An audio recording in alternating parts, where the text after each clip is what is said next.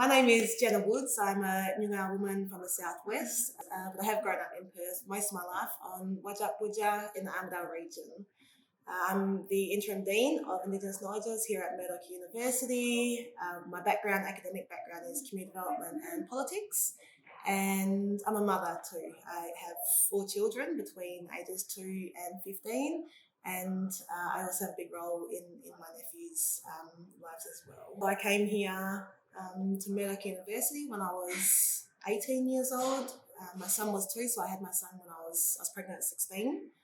I came to Murdoch when he was around 2 years old because I wanted something different for him than the life that we were living. So I was 18, I came and did the bridging course 2010, a very long time ago. I did the bridging course here at Murdoch, went on to study community development and politics.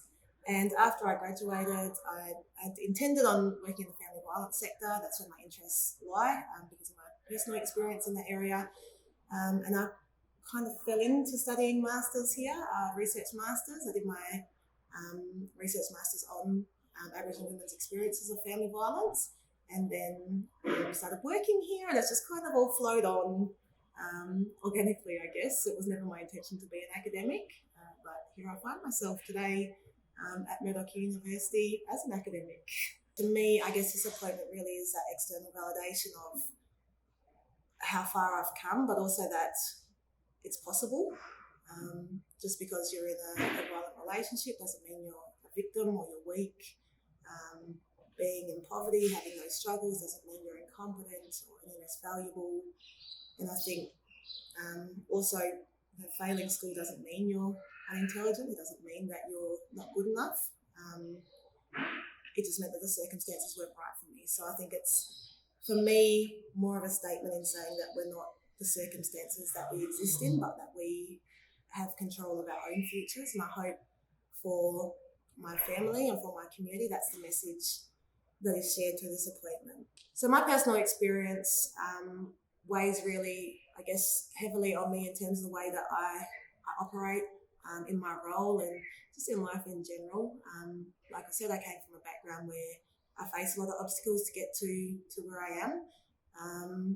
And, we all live and exist in the same communities outside of work hours. So those are things that really shape the way that I move and I do things here at the university. And one of the primary ways of doing that, to me, is through the teaching and learning space.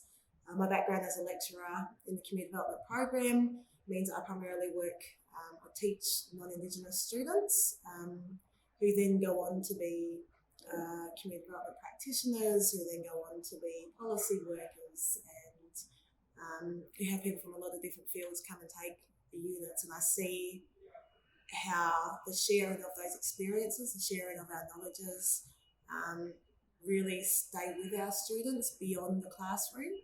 And I still have contact with many of our students who've gone out into the sector, and I think working with students before they go into their professional roles plays a really significant part in how we move forwards, I guess, to a better society, because those are the people who are working with our families and that are working with our children. I guess one of my biggest inspirations are just women around me. I have so many amazing women around me who are doing amazing things and who have been through some really hard challenges in life, some really big struggles in life, and to see their resilience and their strength in coming through those is something that I bring with me to all the work that I do. And also my children. My children are my biggest inspiration, my nieces and nephews, because I hope that they don't have to go through the challenges and the struggles that we have.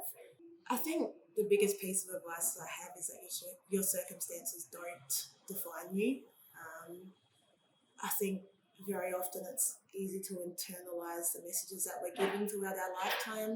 If I can be here as a dean at a university, then anyone can. I would hope that we see more students coming through who really feel like they belong here. My messages to young people and to other women who've had similar experience would just be that university is not a space for somebody else. I always thought it was. I thought that you were a middle class background, not Aboriginal. I thought that it was only particular people who came to university, and that's not the case at all.